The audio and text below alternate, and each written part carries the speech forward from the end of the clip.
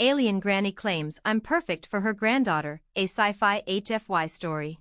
I was never supposed to be a hero. I was just your average guy, working as a data analyst, spending most of my days behind a desk, and my nights on the couch watching old sci-fi movies. Nothing out of the ordinary. Then, one Tuesday night, everything changed. I was sipping coffee in my tiny apartment, scrolling through my email, when a strange noise came from outside my window. At first, I thought it was a trick of my tired mind, but then came the unmistakable hum of someone, hovering just outside. My heart raced, and I instinctively grabbed the nearest thing I could find to defend myself, a broom. It wasn't much, but it was all I had. As I peeked through the blinds, my jaw dropped. A flying saucer, glowing faintly in the moonlight, hovered just above the street. The next moment, the doorbell rang. My hand froze on the doorknob. I wasn't sure if this was a prank or if I was losing my mind, but the chime came again, persistent, almost impatient. I opened the door. Standing before me was an elderly woman, wearing a strange combination of flowing robes and armor that looked like something out of Star Wars. Her eyes were wide and bright, with an unnatural gleam, and her wrinkled face was framed by a mass of silver hair. "You are the one," she said, her voice firm yet kind. "I have searched the stars for you." I blinked. "What?" She took a step closer, and I instinctively stepped back. "I am Granddaughter, matriarch of the Zyrithian people," she continued, as though this should mean something to me. "And you are perfect for my granddaughter." "Your granddaughter? What are you talking about?" I was still processing the situation, trying to make sense of her alien appearance. Granddaughter didn't seem to notice my confusion. Instead, she held up a strange device, and suddenly, a holographic image of a young woman appeared in the air between us. She had silvery blue skin, long flowing hair, and eyes that shimmered like stars. Her face radiated a kind of strength and serenity, and her expression was full of wisdom beyond her years. "Her name is Zira," Granddaughter explained. "She is destined to rule our people, but she is not ready. I have sought the perfect match for her, a human, someone strong in ways the Zyrithians cannot be, someone who can help her fulfill her destiny." I took a step back, my brain struggling to keep up with the information overload. "Wait, you want me to, what? Be with your granddaughter?" Granddaughter nodded seriously. "Not just be with, you will guide her, train her, and stand by her side. You are perfect for her." My mind was racing. Why me? I'm just a guy. I don't know the first thing about ruling or leading anything. I can barely keep my plants alive. Granddaughter chuckled. "That's not why I chose you. It is not your knowledge or experience that matters. It is your humanity. You see, we Zyrithians are long-lived, wise, and strong. But we lack something essential that you humans have in abundance: resilience, passion, and the ability to adapt. Your kind can thrive in ways we cannot, and Zira will need that to lead us through the coming trials." I glanced at the hologram of Zira again, feeling a strange pull in my chest. She looked powerful, determined, but there was a vulnerability in her eyes that seemed to speak directly to me. My thoughts were still spinning, but something in Granddaughter's words resonated deep within me. "And if I refuse?" I asked, knowing the answer would likely be some life-altering ultimatum. Granddaughter's smile was both understanding and slightly wistful. "Refuse if you wish, but understand that the fate of my people rests on her shoulders. She cannot do it alone. And you, human, have been chosen for reasons you will only understand once you accept your role." I stood there for a long moment, processing everything. A human, helping an alien princess? I couldn't even imagine what that would entail, but something deep inside me felt an undeniable pull toward this strange mission. Finally, I took a deep breath. "All right, I'll do it. I'll help your granddaughter." Granddaughter's eyes gleamed. "Excellent." She pressed a button on the device, and a portal materialized before us. "Come, it is time for you to meet Zira." I stepped forward, and without looking back, I followed her into the unknown. The journey to the Zyrithian ship was unlike anything I'd ever imagined. The ship was enormous, a floating city in the sky, with advanced technology far beyond anything humans had invented. I was awestruck as I moved through the corridors, meeting aliens of all shapes and sizes, some humanoid, others completely unrecognizable. When we reached the grand hall, Zira was there waiting for me. The moment I saw her, I felt a sense of awe wash over me. Her presence was commanding, yet there was a gentleness in her posture. She stood tall, her blue skin shimmering in the dim light, and her silvery hair cascaded down her shoulders. She turned to face me, and her eyes locked onto mine. "You must be the human," she said, her voice melodic, but with an authority that sent a shiver down my spine. I nodded, suddenly aware of how out of place I felt in this vast alien world. "Yeah, I guess I'm the one you need." She studied me for a moment, then smiled, soft, but genuine. "I've heard much about you, human. I hope you are everything my grandmother believes you to be." I wasn't sure what to say, but I offered a tentative smile in return. "I guess we'll find out together." And just like that, the weight of what I had agreed to settled over me. The fate of an entire species rested on our shoulders. Zira would become the leader she was meant to be, and I would stand by her side, using the one thing I had in abundance, the unique resilience of humanity. It was strange to think of myself as someone important, someone capable of making a difference, but maybe, just maybe, I was more than I had ever believed. The universe was a vast and unpredictable place, but for once, I felt like I might just be the hero it needed. Chapter 2, Trials and Growth. The next few days on the Zyrithian ship were a whirlwind of intense training and observation. Zira and I were thrown into what could only be described as a boot camp, though it was unlike anything I'd seen in movies. The ship was a labyrinth of interconnected rooms, each one dedicated to a different discipline: tactical combat, diplomacy, history, and philosophy. Granddaughter was insistent on one thing: if Zira was going to lead her people, she needed to understand the human way of thinking, and if I was going to help her, I needed to do the same. I had always considered myself a bit of a loner, someone who preferred solitude to big crowds, but here, surrounded by hundreds of Zyrithians, I quickly realized how much I had taken my human emotions and instincts for granted. The Zyrithians were a logical and disciplined species, methodical in their actions and focused on strategy. In contrast, humans acted impulsively, often driven by emotion and spontaneity. That was what Granddaughter was banking on. I had no idea how to teach Zira these human qualities, but it wasn't just about explaining it to her, it was about showing her. She had to experience the full breadth of humanity's strengths and weaknesses. The first test came sooner than expected. We were told to prepare for a social exchange, which, after some translation, I understood as a diplomatic meeting with a neutral alien species, one that could be either an ally or an adversary. Zira looked at me before we entered the meeting chamber. "You'll need to guide me through this, human. I can't trust my people's methods alone." "Don't worry," I said, trying to sound more confident than I felt. "I've seen enough bad diplomacy in my lifetime to know what not to do." We entered a grand, circular room where the alien delegation awaited. They were an unusual species, with a mixture of reptilian and avian features, tall and slender, with sharp, angular features and iridescent skin. Their leader, a towering figure named Vaxil, stepped forward and locked eyes with Zira. The tension in the room was palpable. Zira's demeanor remained calm, but I could feel the uncertainty bubbling just beneath her surface. The Zyrithian way was to speak logically, to present facts and solutions without much room for emotional nuance. But I knew from experience that this wasn't always the way things worked in the human world. As Vaxil began speaking, I leaned in and whispered, "Let me take the lead here. Zira, let me show you how humans handle this." She nodded, her gaze unwavering as she studied me. I took a deep breath and stepped forward, extending my hand to Vaxil. The alien's eyes narrowed at my outstretched palm, clearly unaccustomed to such a gesture.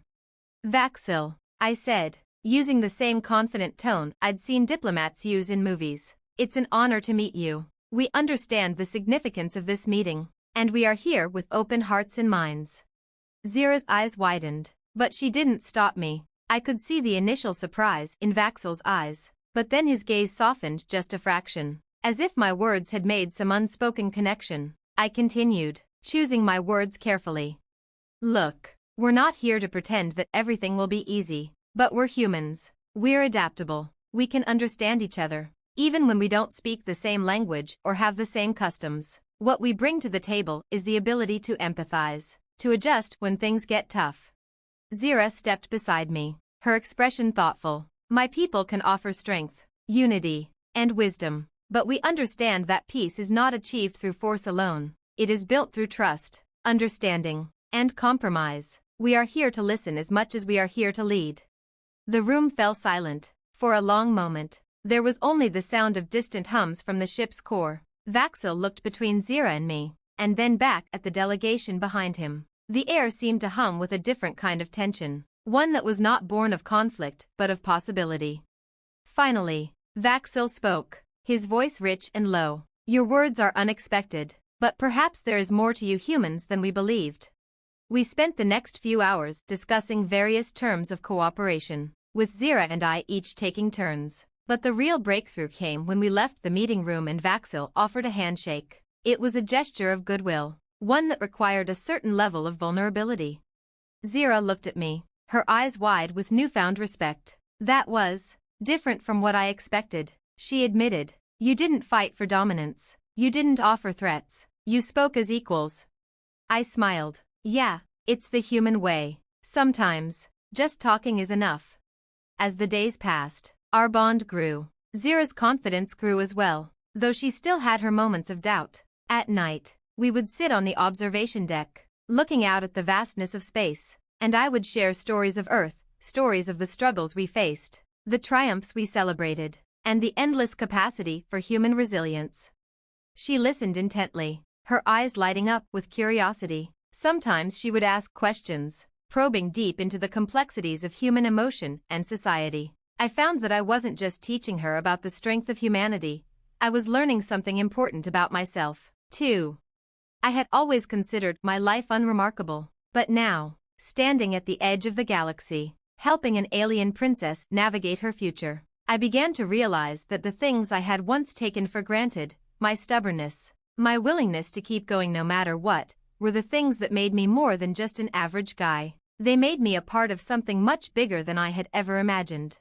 And as the stars stretched out before us, I couldn't help but think that maybe, just maybe, humanity was exactly what the galaxy needed after all. Chapter 3: The Shadow of War. As the days continued to pass on the Zyrithian ship, I began to feel more and more like I belonged. Zira had grown remarkably in both confidence and wisdom. Her diplomatic skills had improved exponentially, and she began to trust her instincts more. But just as she was starting to come into her own, the shadows of the galaxy grew darker. One morning, Granddaughter summoned Zira and me to the war room. The mood was heavy, and I could sense the tension in the air even before I walked through the door. The room was a large circular space, filled with holographic maps and displays, each one flickering with images of distant planets, star systems, and shifting borders. At the center of it all, standing tall and unwavering, was Granddaughter, her expression grim. "Zira, human," she began, her voice echoing through the silence. "We have a grave situation. A war is brewing." My heart skipped a beat. War, even in this vast and unknown corner of space. It seemed like humanity's curse was universal. Granddaughter continued. "The Drakthari, a militaristic species of warlords, have been expanding their territory for centuries. Their reach now threatens not only Zyrithia, but also many of our allies. We've had skirmishes in the past, but their attacks are becoming more frequent, more intense. This is no longer just a matter of defense, it is a matter of survival." Zira's face hardened. She had seen the political side of leadership, but this was different. War was something far more visceral, far more personal. Her eyes flickered to me, as if seeking some form of guidance, some reassurance. But the truth was, I didn't know what to say. This wasn't about diplomacy anymore. This was about life or death. "We've already lost several colonies," Granddaughter continued. "If we don't act soon, it will be too late." Zira's voice was calm, but there was an edge to it. "What do you suggest we do?" Granddaughter turned to the holographic map, her fingers hovering over a series of coordinates. "We must strike first. We must show the Drakthari that we are not weak. The Zyrithian fleet is powerful, but we must be swift and precise. Zira, you must command the fleet." I could see the weight of the decision settling on Zira's shoulders. The Zyrithian people had always looked to their leaders for strength, and now, Zira would be their beacon. But she wasn't ready for this, not in the way that Granddaughter seemed to think she was. "Are you sure?" Zira asked, her voice barely above a whisper. "I'm not ready for this kind of responsibility." I can't lead them into war. You can, Granddaughter said firmly. You must. The pressure in the room was suffocating. I could see the hesitation in Zira's eyes. She wasn't the battle-hardened leader that Granddaughter was. She was still learning, still growing, and I couldn't just sit back and let her go into this without saying something. Granddaughter, I said, stepping forward, I know you're trying to prepare Zira, but I'm not sure this is the best time for her to take on the mantle of command. War is different. The stakes are much higher than anything she's faced before. Granddaughter turned her piercing gaze on me, and for a moment, I felt like a child being scolded. Your concerns are noted, human, but you do not understand the weight of leadership as we do. Zira must step up. There is no time for doubt. I met Granddaughter's gaze, determined to stand my ground. I'm not doubting her, but even the strongest leaders need support. If Zira is going to lead, she's going to need more than just a strategy. She needs experience, perspective, she needs us. There was a tense silence in the room. Granddaughter was silent, her expression unreadable. I could tell she didn't like my interference, but I wasn't about to back down. Zira needed someone in her corner, someone who understood the very human side of leadership, the doubts and fears that came with it. Finally, Granddaughter spoke. You are right. The young princess will need guidance, but the final decision is hers. She turned to Zira, her voice softer now. Zira, you have the strength to lead us, but I will not force you. The choice is yours. Zira's eyes were conflicted, torn between her responsibilities and her fears. She turned to me, seeking reassurance. I could see the uncertainty in her, the worry that maybe she wasn't ready, that maybe she would fail her people. But I could also see something else, something I hadn't noticed before. There was fire in her eyes now, a spark of determination, of courage. Zira, I said, my voice low, you don't have to do this alone. We can figure this out together. You don't have to have all the answers right now. She nodded slowly, taking a deep breath as she stepped forward. I accept the responsibility, grandmother, but I will not do this without my people beside me, and I will need your guidance, she said, looking at me. I will need you, human. I need you to help me see things from a different perspective. I felt a surge of warmth in my chest. Zira was no longer the uncertain princess she had once been. She had found her courage, her purpose, and now, I was more certain than ever that she was capable of leading her people. Granddaughter gave a small nod, her eyes filled with approval. Then it is decided. Prepare yourself, Zira. The war begins now. The next few days were a blur of strategy meetings, fleet preparation, and late-night discussions. Zira and I spent countless hours reviewing maps, analyzing the Drakthari's movements, and discussing potential battle strategies. It was grueling, exhausting work, but Zira's confidence continued to grow with every decision she made. I could see the weight of leadership settling on her shoulders, and though it wasn't easy, she was becoming the leader her people needed. As we prepared for the inevitable conflict, I couldn't help but think about my place in all of this. I wasn't a soldier, I wasn't a diplomat, I wasn't a strategist. I was just a guy from Earth who had somehow ended up in the middle of an intergalactic war. But I knew one thing for sure, I wasn't going to let Zira face this alone. As the fleet readied itself for war, I made a promise to her, to Granddaughter, and to the Zyrithian people. Whatever happened next, we were going to face it together. And maybe, just maybe, humanity's resilience could change the course of this war.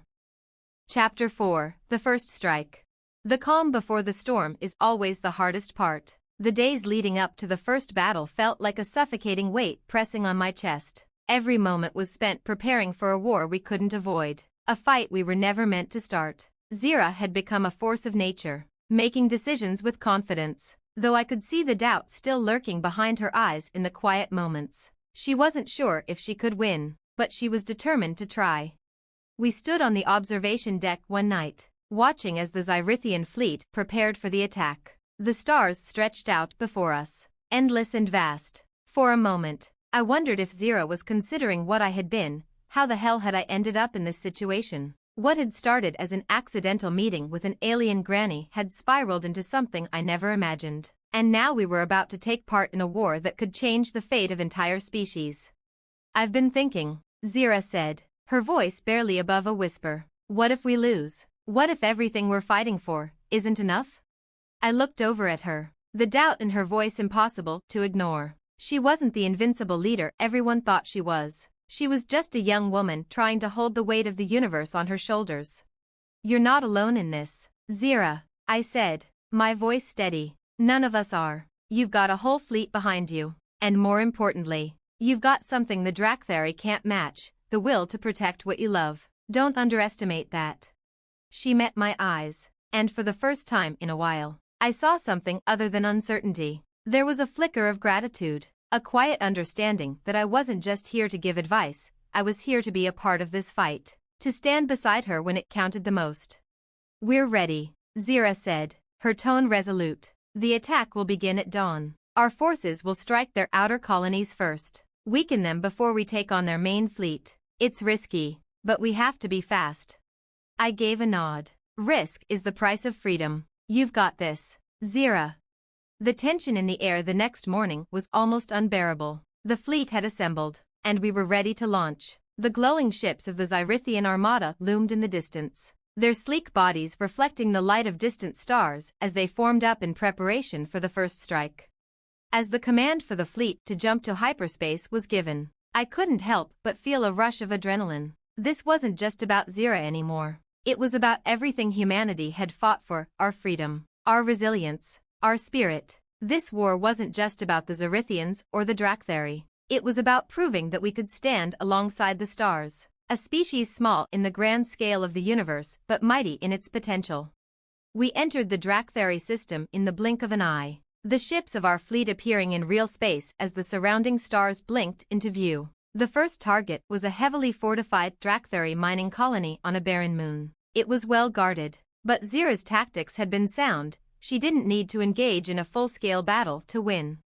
"We'll disable their communications and energy grid first," she ordered. "Then, we hit them where it hurts."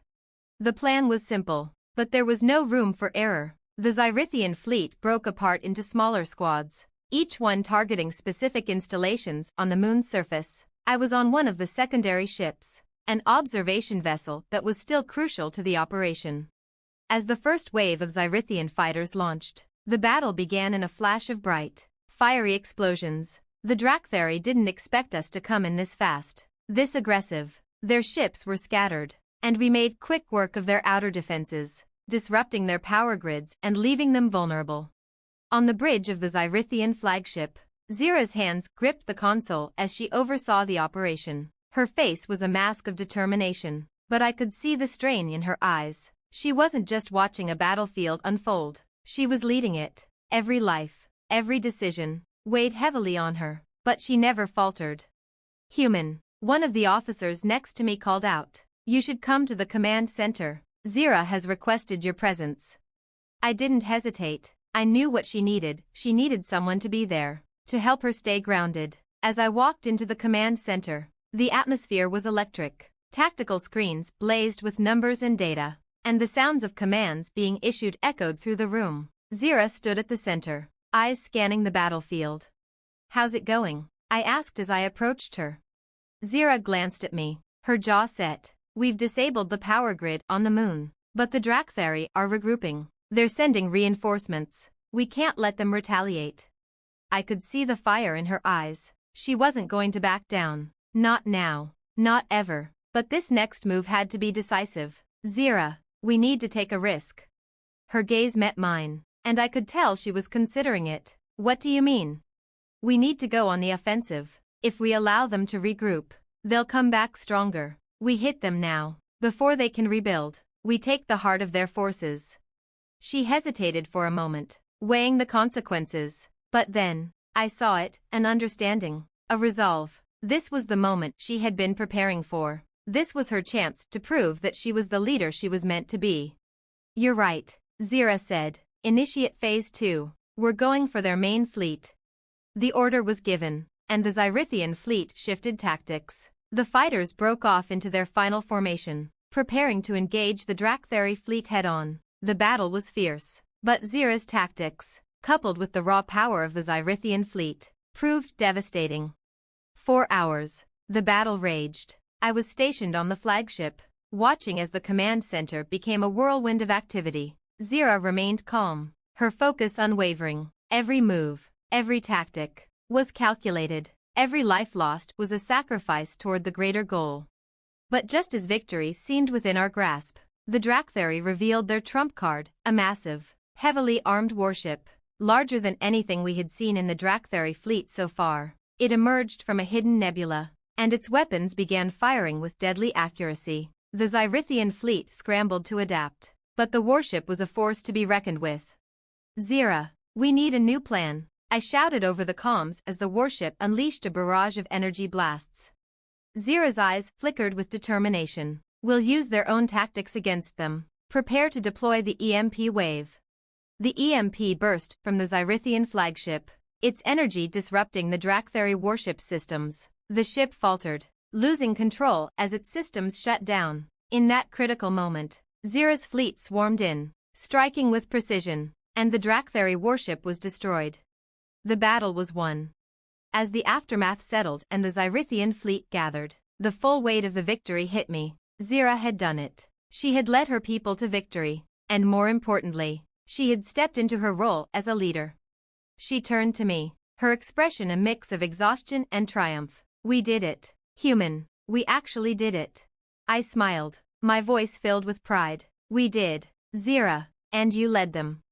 But I knew this was just the beginning. The Drakthari were not finished, and war would come again. But for now, we had won a crucial battle, and in that moment, I believed in Zira's leadership. The galaxy had just witnessed the rise of a new leader, one who had humanity's resilience in her heart. We weren't done yet, but we were ready for whatever came next. Chapter 5: The Drakthari Counterattack. The dust had barely settled from our victory when the Drakthari launched their retaliation. It came swiftly, like a bolt from the heavens, a relentless assault that left no time for rest. Our victory had been hard-earned, but the Drakthari weren't the type to take defeat lying down. They were a race bred for war, their honor tied to their ability to conquer, and they would stop at nothing to reclaim their lost territory. Zira and I were back in the war room just hours after the battle. The command center was a blur of activity, the same digital maps and holographic screens flashing in front of us. But this time, the red alerts were constant. New Drakthari fleets were emerging from the deepest corners of their territories, and their tactics were becoming more coordinated, more vicious. "Human," Granddaughter said, her voice stern as always. "We've received reports that the Drakthari are preparing for a large-scale counteroffensive. They will strike the heart of our fleet next."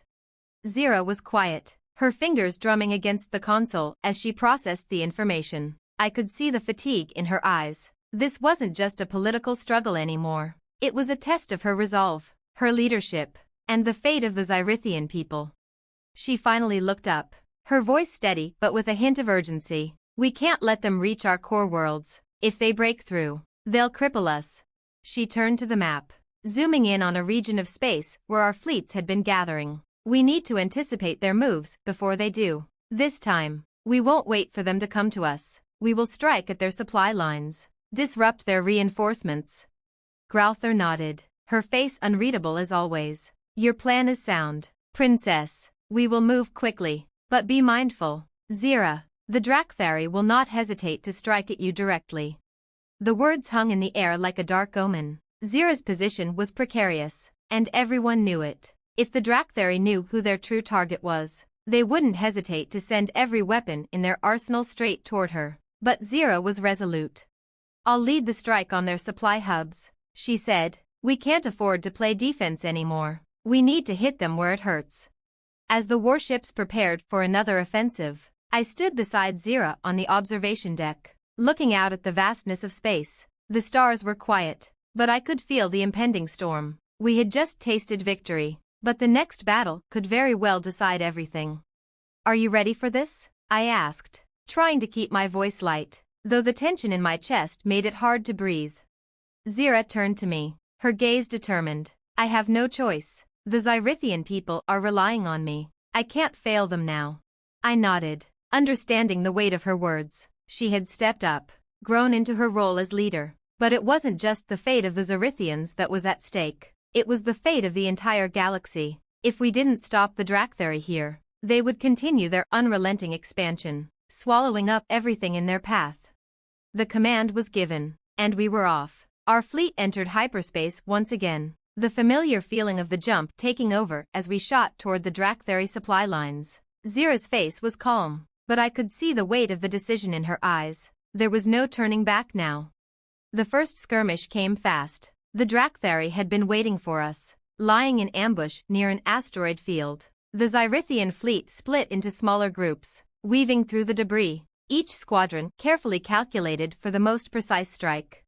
We didn't give them a chance to react. Zira had planned this down to the smallest detail. Our forces hit their fuel depots, supply convoys, and even their refueling stations. The Drakthari were caught off guard, their warships scrambling to protect their logistics. But we were faster, more nimble. Zira's leadership was flawless. But then, just as we thought we had gained the upper hand, a Drakthari warship emerged from the shadows, massive, and far more powerful than any ship we had encountered. It was their flagship, and it was closing in fast. "They've got us trapped," one of the officers reported, his voice shaking with urgency. "We can't escape with that ship blocking our path." Zira's eyes locked on the massive warship. She didn't hesitate. "Prepare for a direct assault. We'll take the fight to them." It was a gamble, a dangerous one, but Zira had never been afraid of a challenge. The Zyrithian flagship, led by Zira herself, charged straight toward the Drakthari warship, its weapons blazing. I stood beside her on the command deck, watching as the battle unfolded. The sheer scale of it was mind-boggling. The stars around us seemed to disappear as the weapon's fire lit up the blackness of space like an explosion of color. The Drakthari flagship fired, a deadly beam of concentrated energy, narrowly missing our ship. But our return fire was precise. We hit their shields first, then targeted their engines. The warship rocked, and the Drakthari crew scrambled to adjust. But it was too late. The Zyrithian fleet swarmed in, surrounding the massive vessel and disabling it with a series of perfectly timed shots. It wasn't over yet, though. The Drakthari were relentless. Their remaining fleet turned toward us, and the battle intensified, spiraling into chaos. The Zyrithian ships were holding strong, but we had taken losses. Zira's face was tense as she gave orders, her hands moving with precision. She was leading the charge, and even now, in the midst of the carnage, she never faltered. "We need to press them back," Zira said, her voice sharp. "Send reinforcements to flank them. We take this system now." The battle raged on for hours, but slowly, the Drakthari forces began to fall back. Their flagship had been destroyed, and with it, their morale. The Drakthari retreated, their forces scattered, and the battle ended with the Zyrithians victorious once again. But this victory came with a heavy price. We had lost ships, soldiers, and time, and though we had dealt a blow to the Drakthari, we knew this wasn't the end. They would come again, and they would come harder. Zira stood at the bridge, looking out at the debris field left by the battle. Her face was weary, but there was a spark in her eyes, one of resolve, one of leadership. The Drakthari had been pushed back for now, but the war was far from over. "We've won this round," she said, her voice steady, "but the war is still on. We'll fight until it's finished." As the Zyrithian fleet regrouped and began repairs, I stood beside her. In that moment, I knew that humanity's resilience had found its home in Zira. She had become the leader she was destined to be, not just for her people, but for the galaxy as a whole. We weren't done yet, but together, we were ready for whatever came next. Chapter 6: The Breach. The days after the battle were a mixture of victory and uncertainty. The Drakthari had been repelled, but their retreat was far from a defeat. It was merely a temporary pause in a war that had only just begun. The galaxy held its breath, waiting for the next move, and every corner of the Zyrithian fleet was now filled with anticipation and dread. Zira's resolve hadn't wavered, but I could see the weight of leadership taking its toll on her. She spent hours poring over strategy reports, speaking to generals, and making decisions that no one else could make for her. As much as I wanted to help, I knew I couldn't be the one to carry her burdens. She had to face this alone, but I would be there when she needed me. I found her in the war room, standing over a holographic map of the galaxy. Her eyes traced the movements of the Drakthari forces, calculating, analyzing, always 2 steps ahead. She looked up when I entered, offering a tired but genuine smile. "You're still here?" she asked, her voice carrying an exhaustion she tried to mask. Where else would I be? I replied with a half-grin. Someone has to keep you from drowning in these reports. Zira chuckled softly. If only it were that easy. We've won battles, but the Drakthari will regroup. They're relentless. And now they know exactly how far we're willing to go to protect the galaxy.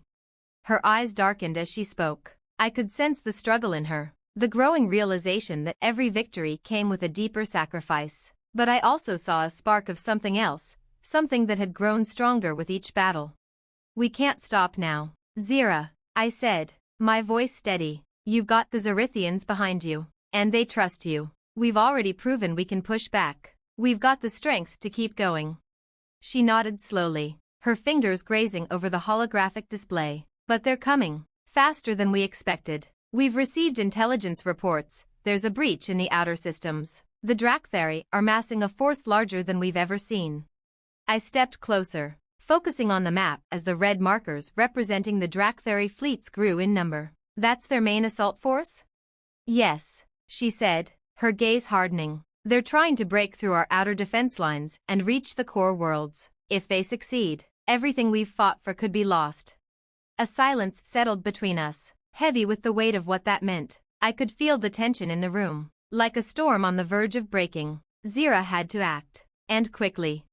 We can't let that happen, I said, my tone resolute. We need to hit them first, while they're still assembling. If we give them time to form their main attack, it'll be too late.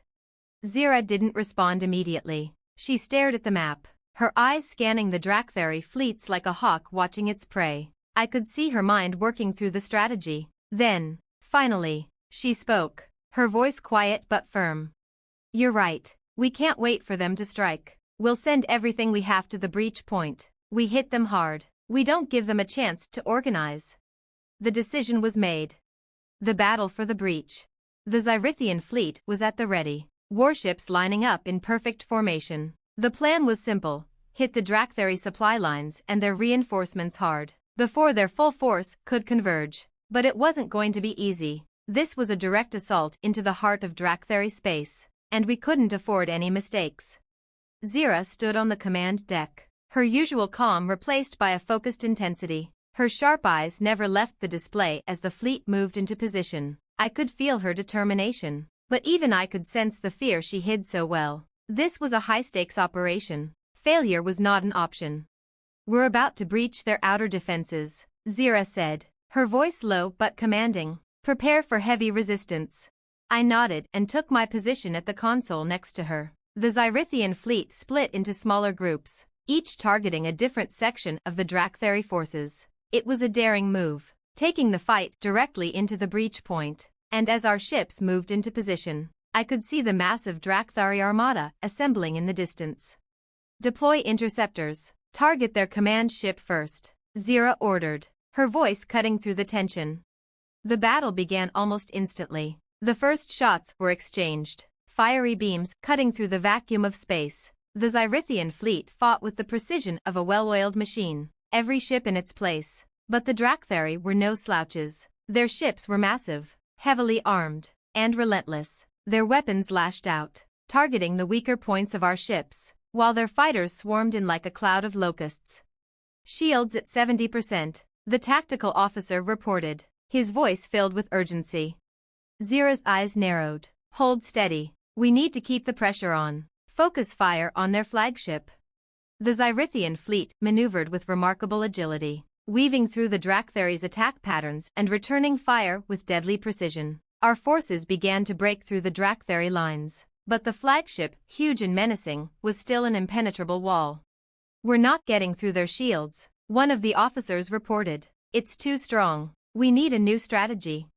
Zira's expression was unreadable, but I could tell she was deep in thought. The situation was dire, but she didn't falter. We'll send a small group of ships behind their lines. We disable their engines from the rear.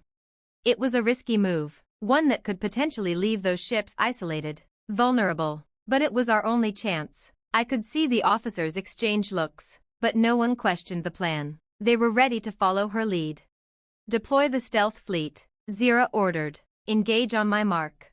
The smaller group of ships, cloaked in stealth technology, moved into position behind the Drakthari flagship.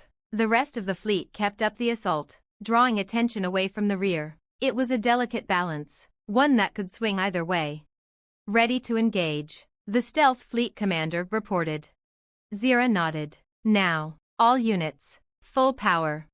The small fleet hit the Drakthari flagship's vulnerable engine ports with everything they had. The attack was precise, but it was also a gamble. The Drakthari flagship shuddered, its massive engines failing under the barrage. It drifted, its systems starting to destabilize. "We've done it," the officer at the communications console shouted. But just as victory seemed within reach, the Drakthari launched a final counterattack. A second, hidden fleet emerged from a nearby nebula, catching the Zyrithian forces off guard. They were well positioned, and now the battle turned against us.